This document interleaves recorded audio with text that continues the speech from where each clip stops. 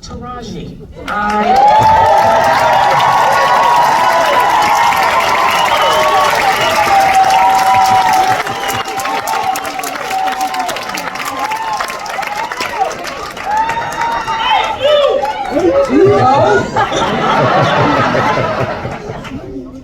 Your work spans genres, television, film, and you always push the boundaries in your performances.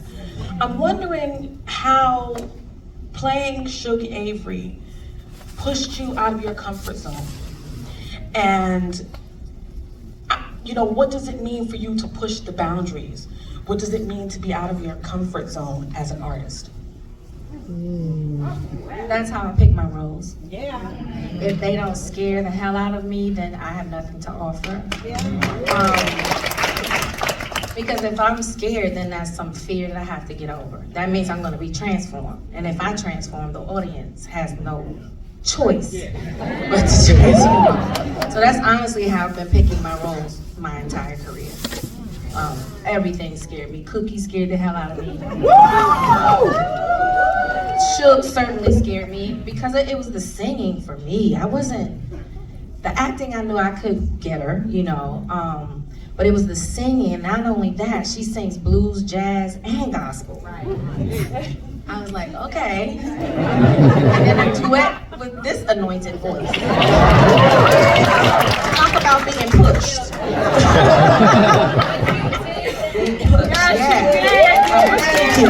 She killed it. Thank you, and thanks for supporting me. Because, I showed up intimidated. I was really intimidated. Tamala Mann, Mahalia Jackson here. You know I fit in. But like I said, I love a good challenge, and so what I did was, because each, it's a rhythm about these women back then. That music is different than the music today, so right away I had to tackle the music. I started training with my vocal coach, Stevie Mackey. Yes, and he unlocked some things. But once I wanted to get that music in my body, like I didn't want to be in the studio trying to find the song. I knew, because I studied, the musical theater at Howard University, I knew the music, get it in my body, because next we're gonna add the layer of movement, and I still gotta say these lines and make those believable. So I wanted to get ahead of the curve and get that music under my belt and in my body. But the thing about the music was I started listening to a lot of the music of that era, like Bessie Smith.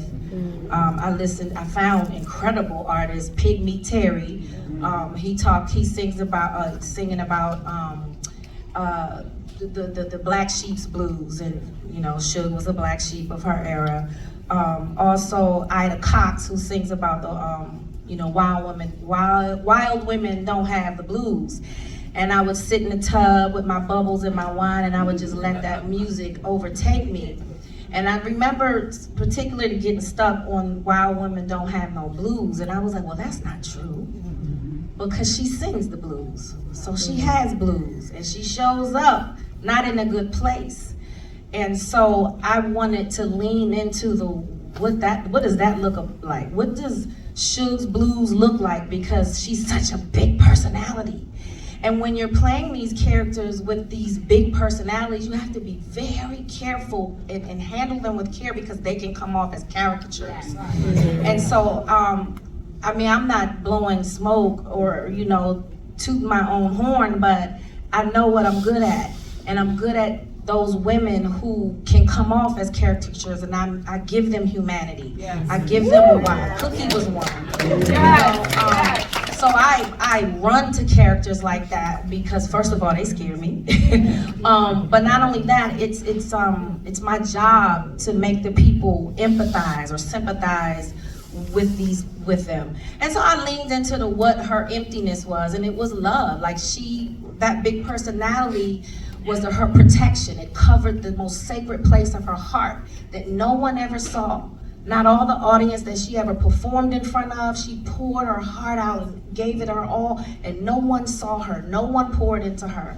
None of the men she laid up with, not until she meets this woman. And that's who teaches her about the tenderness and makes that available. She makes it available to her. Which she could not make available to anybody else because she was trying to fill a void with this emptiness that she was doing. It was fulfilling to her audience, but very empty to her because she would go home and have no one to pour into her. So I leaned into that. And yeah, that's what I did. And I worked my ass off to get those songs right.